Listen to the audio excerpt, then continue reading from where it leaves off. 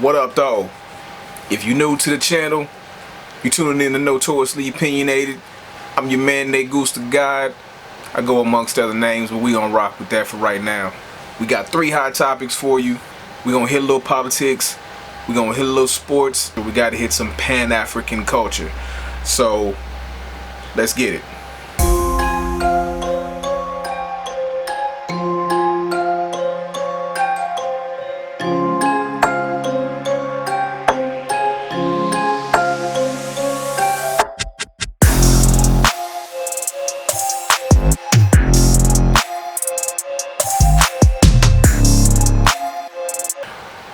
So first on the slate today, Missouri executed a brother by the name of Ernest Johnson. He was convicted back in '94 of murdering 3 employees at a gas station. Bludgeoned, shot them, and then hid the bodies. Now, this has been like, I think, the 3rd or 4th death, the 3rd or 4th legal execution since Biden's taken office, and this one was in Missouri. The question really is not, did Ernest Johnson deserve to be punished for his crimes? Although, here are some of the key points. Ernest Johnson was, and I'm using this term because this was the term used and accepted in 1994. Ernest Johnson was legally retarded, so he did not have the full mental functions. He had a brain tumor. His mother smoked. He had mental deficiencies. So to go into a time frame when Ernest Johnson was old enough to, quote unquote, know better than to commit the crime of murder, to steal money from this convenience store to go and buy drugs, is beside the point. To say that the system failed him at that point is beside the point. We got to go back. The system failed him from the beginning. There's no way he should have been with that mother.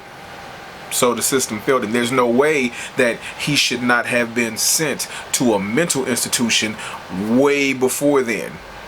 There's no reason why he shouldn't have been sent to a mental institution even after committing the crimes. He could have done life in a mental institution where he could have at least gotten some help. But that wasn't the thing. And after pleas from everybody from 2 representatives in Missouri, state representatives in Missouri, to the freaking Pope, Governor Parsons, the governor in Missouri, still decided that it was best that he be put to death. So even though the state versus Virginia was brought up in appeals, stating that he had a constitutional right to not be put to death because it goes against your constitutional right,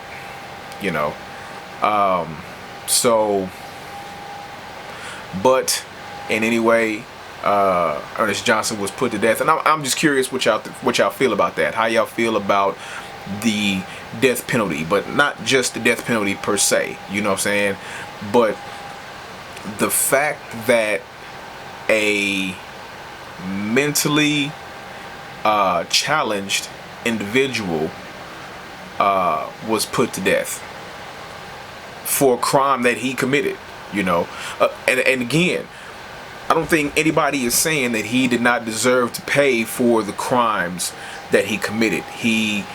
What he did was heinous. And not that he didn't even have, because this is what the prosecution put forth. He had the wherewithal to hide what he did, right? Well, so does a child. A child knows when they've done something wrong enough to know that they need to hide it, but not so much that they shouldn't have done it. if that makes any sense. So yeah, should Ernest Johnson have paid for his crimes? Absolutely. Should he have paid for it with his life? I don't believe that there is any such thing, or that there should be any such thing as legal execution. If I can't kill somebody, then what makes you feel like you are enabled to kill somebody? If I can't kill you for what I consider general principle, you know, then you shouldn't be able to kill me for what you call your laws. I don't understand that. It makes no sense to me. If you commit a crime, that's why they built penitentiaries, for penance. You are supposed to pay your penance in the penitentiary.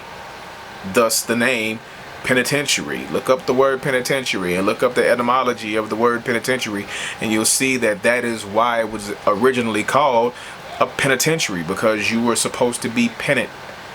You know, you were supposed to be sorrowful for your actions. That's why when you go and see a parole board, they want you to be sorrowful for your actions. They want you to have thought about the thing that you have done before you are released, because you are supposed to show penance.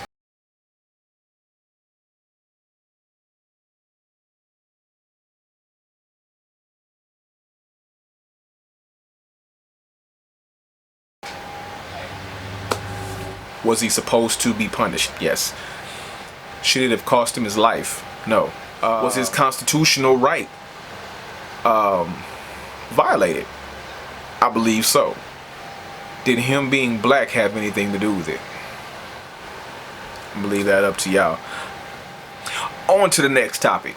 So I was watching TikTok the other day, and on TikTok it was saying, or there was a video that kind of posed the question of, and I've seen a few of them, you know, what would happen if Pan-Afrikans, Rednecks, and Mexicans all came together? It depends on the Rednecks. It depends on the Pan-African. It depends on the Mexicans. If you're talking about your like super cholo ese, you know, if you talking about your stomp down Pan-African, or if you talking about your super Confederate redneck, it ain't gonna go well. I can tell you that now. You know what I'm saying? Because each, like, the Mexicans should have a real serious problem with the Rednecks just as, well, I ain't gonna say just as much, but you know, like, yeah, they should have an issue. You know, they got, you know, they should have an issue. Their ancestors got screwed, you know, so yeah, they should have an issue. Black people got an issue with the Rednecks. So here's where it all comes to a head, right? So to me, it all boils down to a matter of trust. The reason why those factions are not going to be able to coincide copacetically is because no one's going to trust the other. I don't know if you gonna go all plantation Confederate on me, just like you don't know if I'm gonna go all Nat Turner on you. You know, you might try to take this SA's land.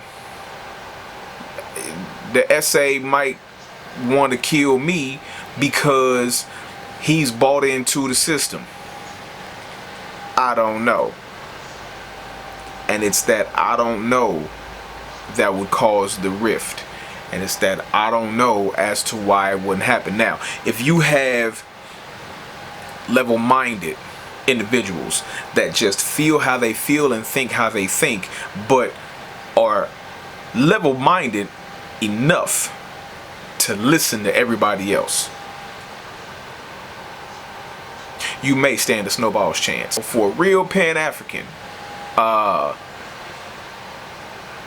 we would probably have something really close in common with the Rednecks, who was like, you know, and by Rednecks I mean like your racist Confederate, like we should have won the war, still stuck over the lost cause of it all, the redneck, like Southern, like I don't like black people redneck, you know.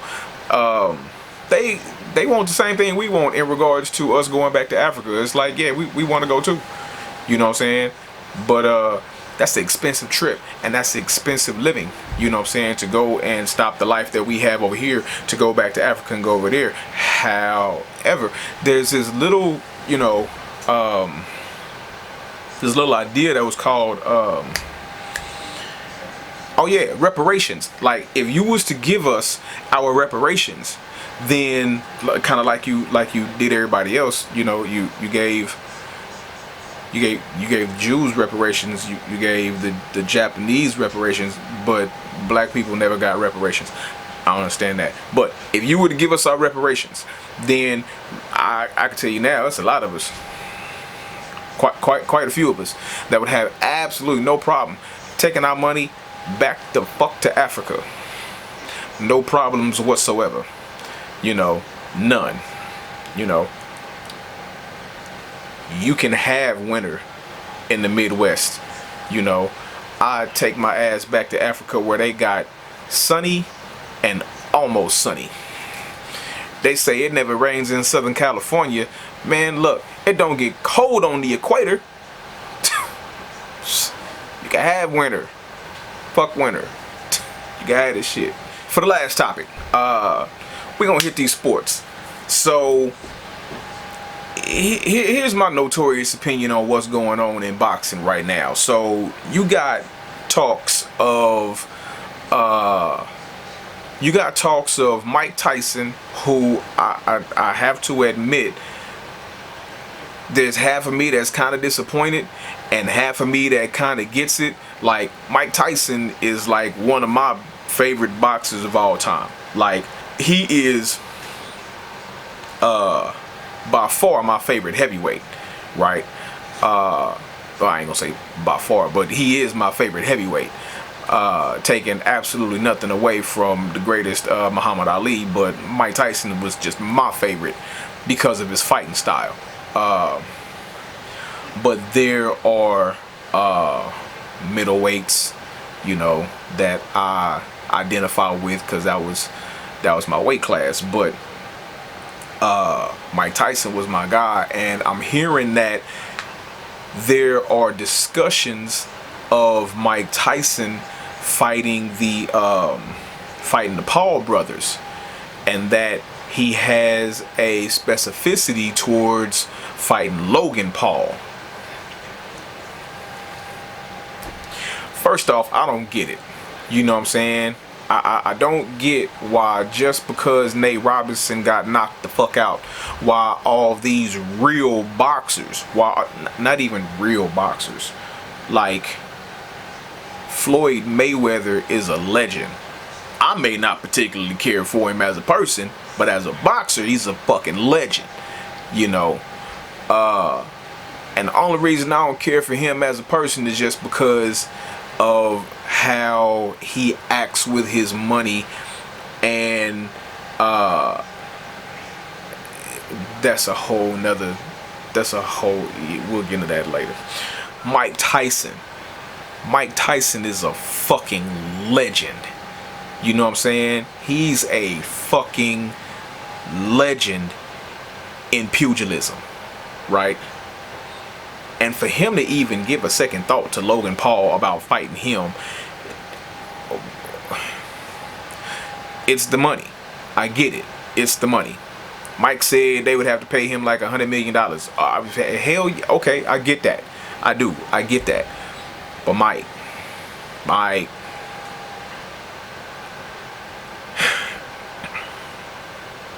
I remember when people couldn't. I remember there was a time that people couldn't be paid $100 million to get in the ring with you and let you punch them. You know what I'm saying? So, you know, it just shows you how times have changed. He's He's fighting an older Mike Tyson, but a Mike Tyson that still hits hard. You know, a Mike Tyson that still hits with fury.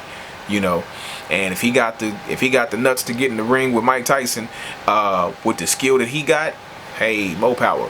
But I just got a problem with all these legends getting in the ring with with the Paul brothers like they actually something. You know, they got followers. Yeah, okay, whoop de fucking do.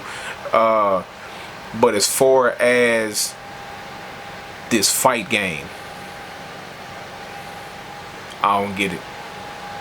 And they getting a whole lot of notoriety that they do not deserve, and getting the opportunity that people had to actually come up through the ranks for years to get. You know,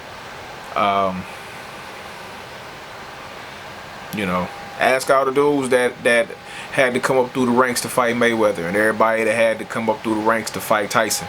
You know, you couldn't just come from nobody and then get a fight with Mike Tyson. It didn't work like that. But in 2021, Logan Paul's about to get exactly that. I don't know. We'll see what's up. I keep saying I'm gonna quit watching that shit, but if Mike Tyson fights anybody, especially somebody I know is liable to get his entire block knocked off, I gotta watch that shit.